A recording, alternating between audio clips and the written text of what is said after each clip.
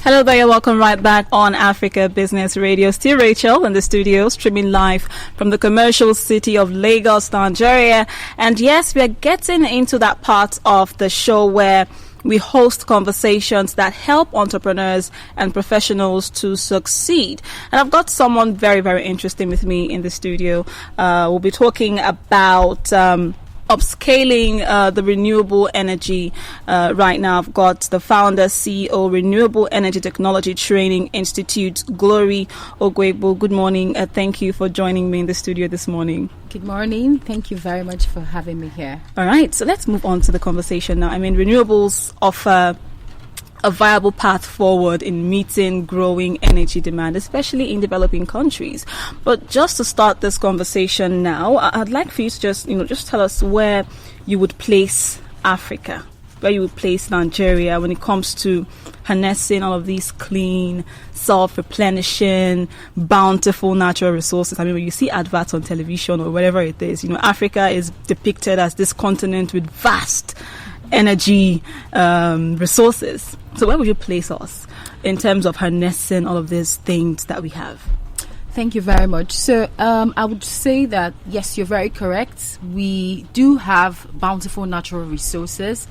And over the years, we haven't really been able to harness all of that quite well. And talking about the electricity situation in Africa, I have to share some statistics. 600 million people in Africa have no access to electricity. And in Nigeria, that number is really high. Nigeria, as a country, features as the country with the highest number of people without access to electricity globally. So in the whole world, we have 93 million people in Nigeria without access to electricity. Now, what does that mean? That means that 93 million people in the country have never seen an electricity pole in the villages. So I'm not talking about people like you and I or some of people listening where you don't have NEPA or NEPA takes light. That's different. You do have the connection. So people like you and I, we're called people living under the grid. We do have the electricity connection, but we don't see the light, right? We have constant power outages, but there are 93 million who do not have this privilege at all. So these people try to generate their own electricity. So to answer your question directly, yes, we do have bountiful natural resources, especially solar energy. Right, because of Africa's and especially Nigeria's location in the equator, we have access to a full ray of sunshine almost throughout the year. There isn't any time in Nigeria when the sun doesn't shine. Have you ever seen, even during rainy seasons, right? Yeah. You still get some bit of sunlight that can still light up a solar panel. So, but renewable energy has proven to be the fastest way to electrify our country. I think your question was, where do you think we are in Africa? No, we have not gone far in utilizing our natural resource, especially solar power. Okay, I think that Nigeria and Africa as a country still have a long way to go to do just that. Because out of 100% of solar power we have, just 1% have been utilized in Nigeria. So you can imagine that there is 99% of the solar resources that has not been utilized across the country. So if you've been hearing anything solar power, we see a lot of that just in the city of Lagos and a little bit of the towns like Abuja and other cities in Nigeria. So in the villages and the rural areas, these opportunities don't exist. These opportunities hasn't been harnessed. So considering where we're at now, one would wonder why renewable energy is not, a front burner. I mean, the power sector is dominated by thermal electricity generation. So why is renewable energy not a front burner yet? Oh, yes, because over the last couple of years, renewable energy power generation required some sort of capital to start off, but really not as much capital as the alternatives like coal power plant generation, thermal power plant generation. So you're correct. Nigeria has been driven by thermal electricity generation source and hydro as well. Hydro is electricity generated from water, water sources, right? So, but actually that has actually changed in the last 5 to 7 years. There has been an increased amount of investments into the renewable energy sector for the development of solar or renewable energy power plants. Now, because Africa is up there globally with the highest number of people without access. Yeah. So in 2015, there was a peak in the amount of investment that was made into the sector. So up to $330 billion was invested into renewable energy sector alone to develop these power plants. Why? Because solar power has proven to be the fastest way to electrify our country. So there's one quick thing you need to know, that in rural areas without access to electricity, there is a reason why the utility has not gotten there yet. By utility, I mean the local power generate, like in Nigeria we call NEPA or PHCN. So in areas that have sparse population, and in areas that have settlements where houses are far away from each other, it's extremely expensive to put the poles, the utility there, because of the sparsity of the area. There aren't a lot of people to use the electricity and pay for it. And so we found that renewable energy, especially solar power, is the fastest way to get this people electricity, because they have the sun. We don't have to send them electricity with wires and cables, which will cost a lot of money, right? So, but now that has changed. Like in the last 5 years, Nigeria has noted a lot of progress in the renewable energy sector, including with Nigeria setting up, establishing the Rural Electrification Agency, which is now in charge of promoting solar power installations in rural areas, including empowering entrepreneurs to build mini grids. And so I would say that it has seen a positive light from the side of the government within the last 5 years. Right. So I just have to mention, the part where you said there are people now in 2021 and at this time that have not seen or have no idea what it's like to have energy, to have electricity. And you also mentioned the case of high price in installation, considering the sparse. So let's talk about the energy and sustainable development goals, which are, mutually inclusive. Now, for a developing economy as Nigeria, how will renewable energy bridge that gap, especially as it affects access to power in rural areas? Okay, so first of all, I'd like to mention that I'm sure that everyone knows this, that without access to electricity, economic development cannot happen. And so I'm sure you've heard it said many times, or some people said it on social media, that, if I leave Nigeria, where I can have full access to electricity, I can do so much things. Like, Nigerian youths, when they leave Nigeria, they're able to do much things. So basically, yes, access to 24/7 electricity can lead to economic opportunities, economic development. So that's why the conversation is very important, and that's why I also like that you guys started this conversation. So definitely the two must go hand in hand. In the Sustainable Development Goals, Goal 7 is access to clean and renewable energy, and Goal 13 is climate action. So I mean, it features in the SDGs because it's an important part of meeting all the other goals 1 to 17, without access to clean energy. And I'm sure there's some people, for most of people listening, you have heard about climate change, right? Climate change is happening. The earth is warming because of our activities as humans, right? When we use our generators, when we drive our cars, when we emit fossil fuels, we generate a gas called carbon dioxide that gets added to the atmosphere. Now, this gas is fast warming up the globe. There have been some arguments around people, some professionals and experts saying, how can you people tell Africa to stop using fossil fuels? You other people, the other countries in the world developed your own countries, and now it's time for us to develop. You say that.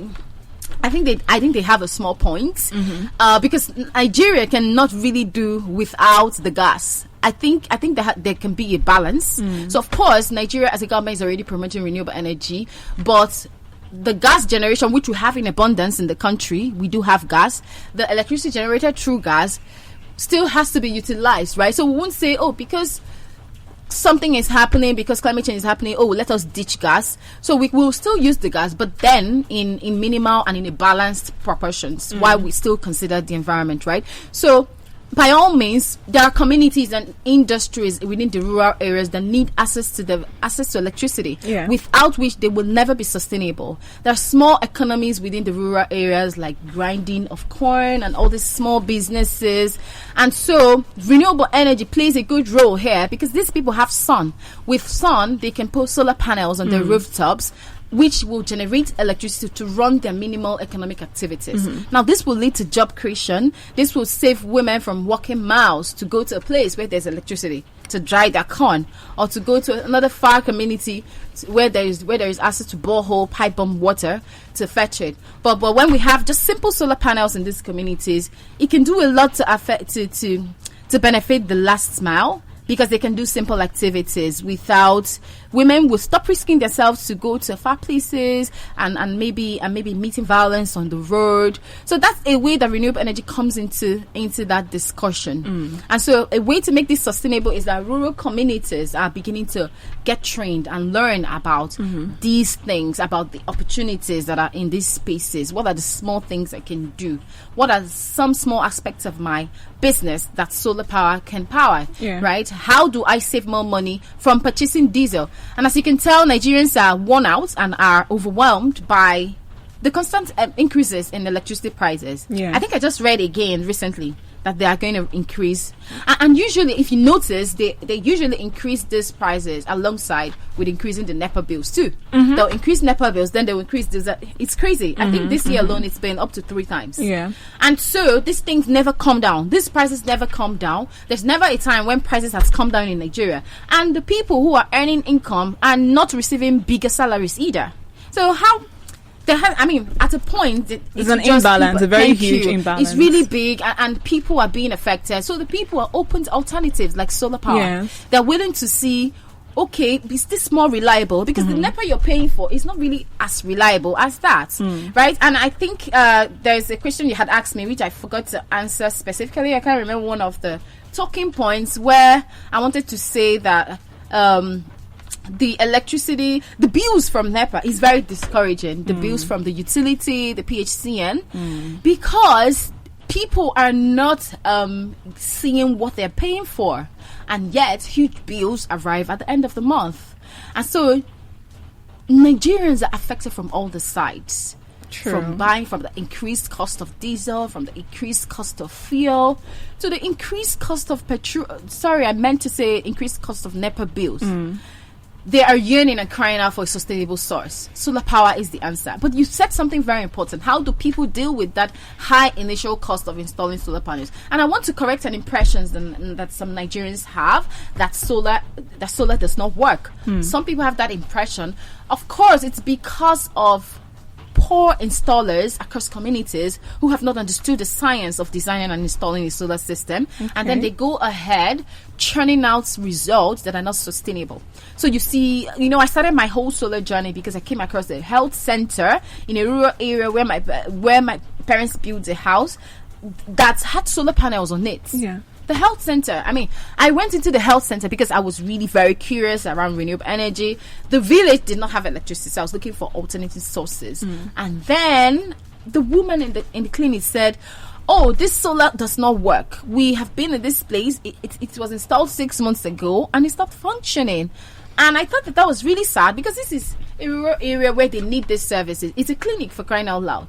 So we found out that fake products, unsustainable installation practices, lack of education for how to design and size up a system properly for a health center, a hospital, a clinic, a 3-bedroom flat, caused that system to fail. Right, so all of this is what comes together. Proper education around the systems is what comes together to ensure the sustainability of a solar power installation. Nice. Thank you. But then again, however we upscale this, however we try to diversify the power sector, we still have to deal with price. There's always a price tag attached to it. We have investors who want revenue for their investments, right? So there's still, a huge gap in revenue collection, which impacts on the market. So how best can the industry, build a win-win partnership now? Okay. So for revenue collection, you're talking about the NEPA bills? That too. And even if the solar installations are installed, we still have people who are investing in these things and they want returns. Absolutely, yes. So, of course, I mean, in every business, you must talk about the price tag. Exactly. Isn't it? Yes. And that is also what makes an economy sustainable, when there is proper buying and selling and people are able to afford the products. Now, in the electricity industry, there's something called willingness to pay and ability to pay. And so you see that there are some... of course, I just talked about increased NEPA bills and people not getting the service they paid for. There's something called estimated billing, which most utilities practice. They give you big bill for the electricity that you did not use. Which is why majority of people right now are jumping to prepaid meters as we speak. They feel like that's the best bet at the moment. And also the utilities don't like that as well. They don't really like to give out prepaid meters. But some of them are doing it. But because with prepaid meter, let me tell you the truth, the utilities are not really making money. I have to say, they're not really making money because there's a lot of problems with electricity theft. Nigerians steal a lot of electricity, I'm sorry to say. I know I made a post about it and they attacked me. Nigerian people attacked me a lot on the comment because they thought I was siding the government. But I was not. I was just saying the fact. But of course, a bigger part of the blame goes to the government. But I've seen that they are not able to thrive because they're not recovering money. They're not getting back revenue from the people who are stealing the electricity. So because they're not getting back revenue, they're not able to improve their services to you. And so any little opportunity they get, they increase the bill so that they can get...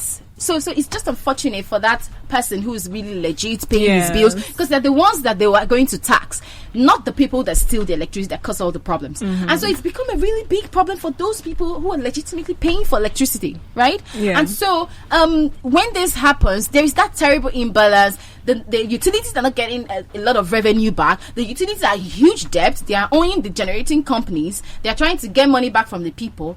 But unfortunately, they tax the people by using estimated bills. That's on the side of the utility. Unfortunately, this has not really improved much. And so with prepaid meters, though, they're not able to do that. You really just pay for what you take. So that's the better option for customers. I'm not sure how much the utilities like that, because they feel they're in debt. They haven't recovered their money. So, but on the part of the solar power, you are very correct when you say, oh, but there also have to be money paid on this aspect as well. Yes, I agree that installing solar systems can be a little pricey in the beginning. Not so, I mean, if people can afford it, not really so pricey. But now there are payment schemes and lots of payment options that have come into place to make it easier for especially people in the last mile to afford to have this access to clean and solar powered electricity, right? And so there are things called pay as you go. Pay as you go, pay small. You get a solar system and then you pay across 1 year. And then you pay across 6 months. And so these options help make it easier. It's a little bit, the companies have to like be a little patient to get their money back. But it's an option that works for all because people are able to get access to electricity. So I was talking to one of our partners recently, and the product they are trying to sell is really, really affordable. But they're willing to let the people pay for 1 year. So a product of like 50,000. But they're really willing to let rural area people cooking with firewood pay small. And so to answer the question, new payment scheme, innovative payment options have come into play, such as the pay as you go, to help step down that initial high cost. Of course, you know that the solar system, a solar panel lasts for 25 years. And so ideally, if you install a solar system in your house, let's say at least if you have a very good battery, 5-6 years before you change the battery. But other than the battery, you have the system for 25 years. And so there isn't any maintenance costs for you. It's not like a generator where you're buying for or maintaining. And so some of these other advantages have also been put into the discourse. Thank you. So I guess our target generally is trying to meet the target of expanding our energy access in the country. Let's just say 90% at least. Maybe not 100, but 90% is something that we can look forward to say in 2030. But what should be the focus of the country if we want to meet that target? Oh, okay. So, and I was in a conference, I think it was last year, when the question was asked, do you still think we can meet the target by 2030? And I was not sure, really. I was not sure because there's still a lot of people to reach. There's still a lot of people without access. But thankfully, there's an improvement. And I must commend the Nigerian government for the Rural Electrification Agency, because they've done a lot of good work to promote rural electrification. And I also must commend Nigerian government for designing a very interesting, robust policy and regulation for mini grids, a robust policy and regulation for renewable energies. Now, if you must know, maybe if some people don't know, but for any industry to thrive in a country, the government must support it by designing a policy and regulation, like providing incentives for people, incentive for those who want to install, incentive for those who want to use. So I don't know, some people must have heard about electric vehicles. The reason you're not hearing much is because Nigerian government have not signed the policy and regulation. So the point is that for something to develop, there has to be the policy and regulation. So the question was, how do you think we can use renewable energy to meet this gap, right? Yeah. To balance this need? By all means, it is solar power, right, will be the fastest way to do this. What governments can do is to encourage, like I talked in another interview recently where I was asked a similar question, and I said that government can encourage entrepreneurial development, innovation activities to support these hackathons, all these hackathons, and ask young people to innovate ideas and then support these ideas. Then support these businesses. The goal is to get as much people as possible to go into the renewable energy sector and to begin to provide access to electricity for the people in rural areas, like in the Renewable Energy Tech Training Institute where I work. It's exactly what we're trying to do. Our goal is to make sure that we achieve 90% of sustainable 247 electricity by 2030. And so a fastest way to do it is entrepreneurial development. Why not empower entrepreneurs who will go into these villages? We have 93 million without access.